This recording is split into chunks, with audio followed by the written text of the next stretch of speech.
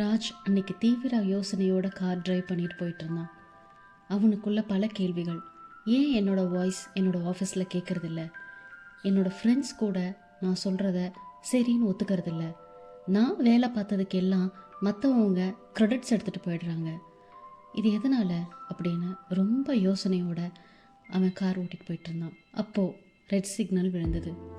அந்த யோசனை தொடர்ந்தது. அடுத்த சிக்னல் வர்றதுக்குள்ள அவனுக்கு உள்ளுக்குள்ள சரியான ஆன்சரும் கிடைச்சது.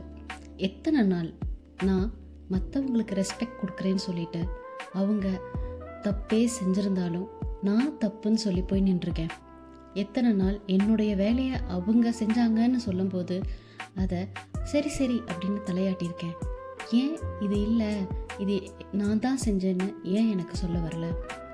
எனக்கு நானே ஏன் மரியாதை கொடுக்க மறந்துட்டேன் அப்படின்னு அவனுக்கு தோணுச்சு.